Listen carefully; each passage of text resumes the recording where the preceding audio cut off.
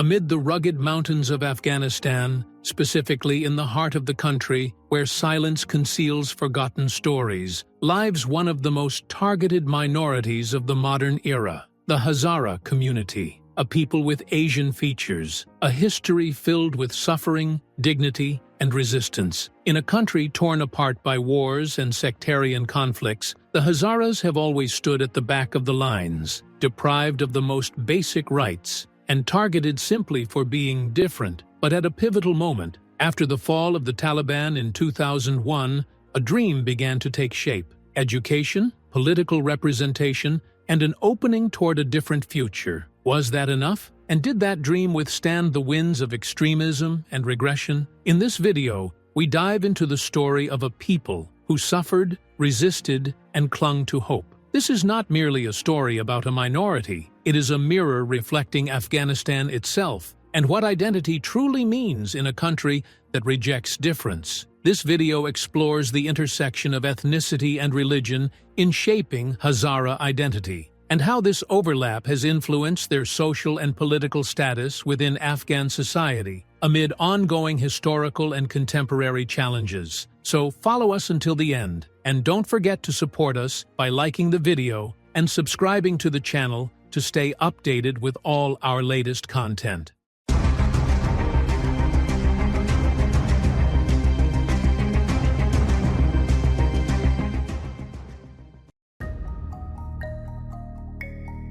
The Hazaras are considered one of the most prominent ethnic and religious groups in Afghanistan, forming a unique social fabric that blends Mongol and Turkic ethnic origins with a Shiite religious identity in a country where Sunni Islam predominates. The Hazaras, who make up between 9% and 20% of Afghanistan's population, are primarily concentrated in the mountainous region of Hazarajat. They speak the Hazaragi dialect, one of the Persian language variants. This intersection of ethnicity and religion has exposed them to dual discrimination, as their identity has been targeted both for their distinctive Asian features and their adherence to Twelver Shiite Islam, resulting in a long history of persecution and marginalization. The origins of the Hazaras are commonly traced back to the 13th century, when Mongol groups settled in central Afghanistan following the invasions of Genghis Khan. These groups intermingled with Turkic and Iranian tribes, giving rise to the Hazaras' distinctive Asian physical traits, such as almond-shaped eyes, which set them apart from other Afghan ethnic groups like the Pashtuns and Tajiks. This ethnic difference made them frequent targets of discrimination, as they were often portrayed as outsiders within Afghan society. It is also believed that the name Hazara derives from Mongol military units composed of 1,000 soldiers, further reinforcing their historical association with Genghis Khan's armies. In the 16th century, under the influence of the Safavid Empire in Iran, the Hazaras adopted Twelver Shiite Islam. This transformation was not merely a religious shift, but became a cornerstone of their cultural identity, with the commemoration of events such as Ashura playing a central role in their traditions. However, their conversion to Shi'ism in a predominantly Sunni country led to their social and political isolation, making them vulnerable to religious persecution, particularly amid sectarian tensions fueled by political conflicts. Persecution reached its peak in the late 19th century, during the reign of Amir Abdur Rahman Khan, 1880 to 1901, who sought to unify Afghanistan under his rule.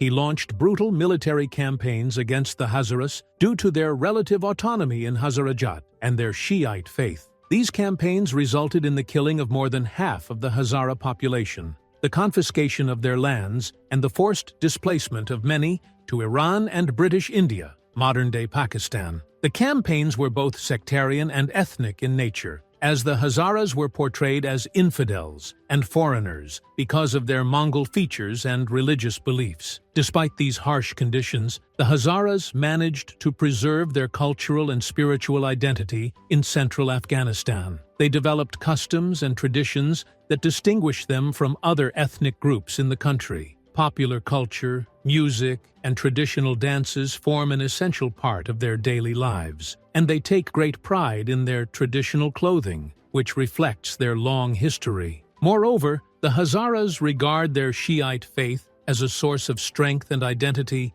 practicing religious rituals marked by unique traditions during celebrations and mourning ceremonies alike. During the Taliban's rule in the 1990s, the Hazaras were among the most heavily victimized groups, subjected to systematic campaigns of extermination. The Taliban movement targeted the Shiite Hazaras, viewing them as both a religious and political threat. Cities such as Mazar-e-Sharif and Bamiyan witnessed massacres against the Hazaras, where thousands were killed solely because of their ethnic identity, while others were forcibly displaced. Despite these bloody events, the Hazaras persisted in their resilience, continuing to live with dignity and determination, resolved to keep their culture and civilization alive.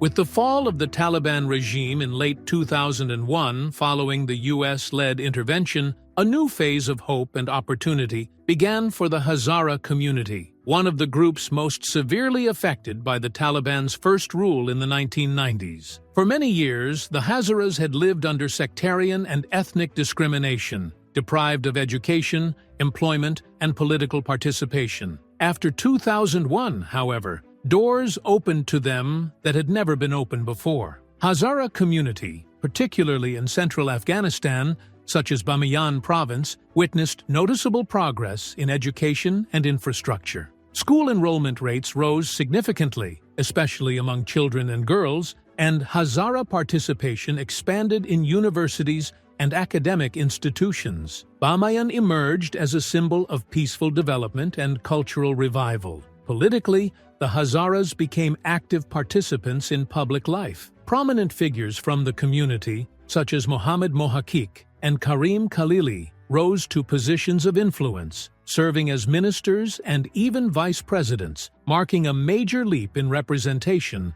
after decades of marginalization. The Hazaras also established political parties, took part in elections, and contributed to the drafting of the new Afghan constitution. The Karzai government, which came to power after the overthrow of the Taliban, worked to improve the situation of the Hazaras by integrating many of them into the armed forces, government institutions, and the education sector. This provided opportunities that had long been denied. However, these gains remained fragile, as their sustainability was tied to the country's unstable political environment, leaving the Hazaras vulnerable to renewed marginalization following any major political shift. Despite these positive developments, the post-2001 period was not free of challenges. Social marginalization persisted in certain areas, and Hazara communities continued to face terrorist attacks by extremist groups even during this time, particularly with the later rise of ISIS in Afghanistan. Nevertheless, the period after 2001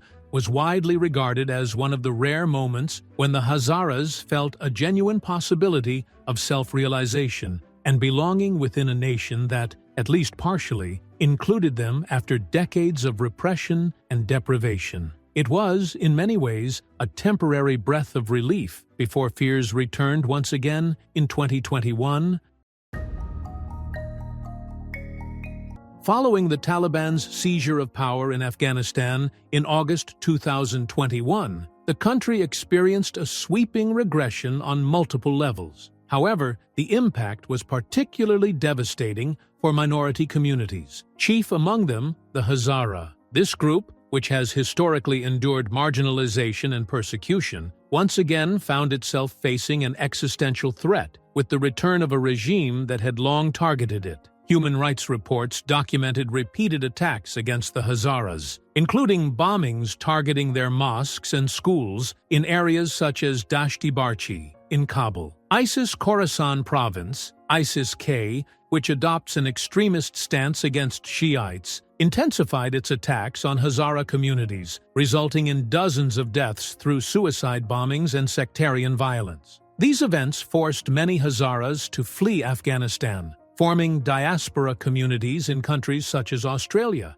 and across Europe, where they continue to preserve their cultural and religious identity. Under Taliban rule, public freedoms have sharply diminished, and opportunities for education and employment have declined, especially for Hazara women, who had been among the most ambitious and active groups over the past 2 decades. Schools and educational centers that once served as safe havens for Hazara children, particularly in Kabul and the city of Bamiyan, became targets of terrorist attacks, most notably by ISIS Khorasan, which has repeatedly targeted Shiite Hazara gatherings, resulting in hundreds of casualties. Politically, Hazara leaders have been sidelined, and their voices excluded from the Taliban's interim government. This exclusion has reinforced a widespread sense among Hazaras that they are second-class citizens, or even unwanted, within their own homeland. Thousands more have fled abroad, fearing arrest, persecution, or execution.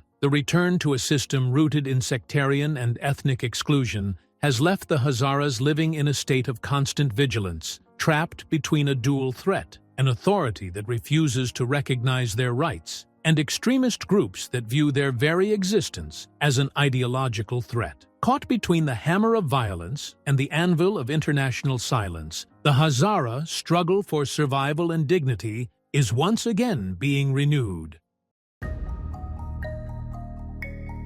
The Hazaras in Afghanistan are considered one of the communities that have faced immense challenges throughout history, particularly in relation to education and access to knowledge. Despite persistent suffering and long-standing social and political marginalization, the Hazaras have succeeded in building an educated and socially conscious community, defying the obstacles imposed by the political and ideological systems in their country. Since ancient times, education in Afghanistan has been scarce and largely inaccessible to much of the population, especially for the Hazaras. The prevailing social and political order often isolated the Hazara community from educational opportunities. During the Qajar period, the Hazaras endured extreme poverty and lacked access to schools and educational institutions, rendering educational prospects extremely limited. Over time, these hardships intensified, as the Hazaras were subjected to repressive policies aimed at depriving them of anything that could enhance their social or economic standing. At the beginning of the 20th century, a combination of factors began to work in favor of the Hazaras, enabling the gradual development of an educational foundation. Although challenges persisted, the Hazara community increasingly recognized education and knowledge as essential tools for improving their position within society. Schools established by the Hazaras themselves became a central instrument in building an educated society in the regions they inhabited. Despite widespread poverty, Hazara families prioritized educating their children, and education came to represent a source of hope for survival and progress. Many Hazara educators placed strong emphasis on teaching the Persian language, mathematics, and Islamic studies. From this foundation, educated social groups began to emerge within the Hazara community, even under extremely harsh living conditions. Despite limited resources, the Hazaras invested in education as a key pathway toward social and economic advancement. Gradually, increasing numbers of Hazara students graduated from schools and achieved academic success, leading to the emergence of an educated class of intellectuals and community leaders. As time progressed, there was a growing movement toward higher education. Despite restrictions imposed on the Hazara community by successive Afghan governments, families began sending their children to universities both inside and outside the country. This was no easy task, as Afghan universities and educational institutions often practiced systematic discrimination against the Hazaras, making access to higher education particularly challenging. Nevertheless, Hazara determination did not falter. On the contrary, their commitment to academic advancement only intensified. During the final 2 decades of the 20th century, and amid Afghanistan's political transformations, the Hazaras increasingly sought to strengthen education through non-governmental organizations and international support. In the post-2001 period, following the overthrow of the Taliban regime, educational opportunities for the Hazaras improved significantly. New schools were established in Hazara regions, and more than 70% of Hazara girls gained access to primary and secondary education, an unprecedented achievement in the community's history. Despite the challenges posed by civil wars and ongoing political conflicts, Hazara efforts to improve education within their communities gradually bore fruit. Moreover, Hazara representation increased in government institutions and universities, with many members of the community achieving success in diverse fields, such as medicine, engineering, journalism, and education.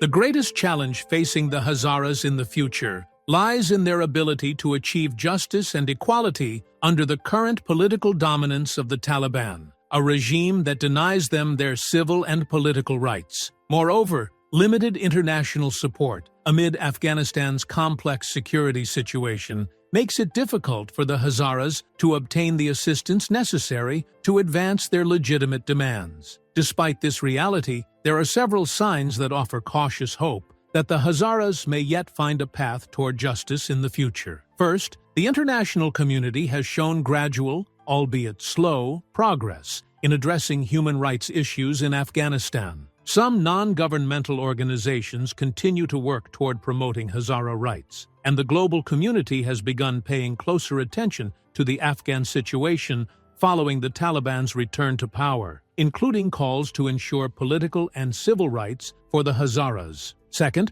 the Hazaras have begun building networks of relationships with Shiite communities across the region and around the world, providing them with broader horizons in seeking political and humanitarian support. In addition, the Hazara community has increasingly played an active role in educational and economic spheres. Many Hazara students now pursue higher education abroad, helping to promote their culture and identity on the global stage. Despite the numerous challenges they face, the Hazaras remain firmly committed to hope and to building a better future for themselves and their families. They continue striving for justice and equality in Afghanistan, believing that education and collective action are the keys to achieving this goal. For the Hazaras, shaping their future depends not only on political change within Afghanistan, but also on their ability to build strong internal and external support networks and to assert their presence on the international stage as individuals who voice their suffering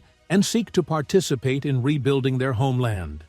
In the end, the Hazara community in Afghanistan remains a powerful symbol of resilience in the face of ethnic and religious challenges. Despite everything, they have preserved their Hazaragi language, their cultural traditions, and their religious practices, relying on education and the arts to strengthen their presence and sustain their identity. Amid Afghanistan's ongoing instability, the Hazaras continue their struggle for equality and justice, affirming that their dual identity, while a source of suffering, has also become a source of strength and hope, driving them toward a better future. With this, we reach the conclusion of our discussion. Don't forget to subscribe to the channel and activate the notification bell, and see you in a new documentary.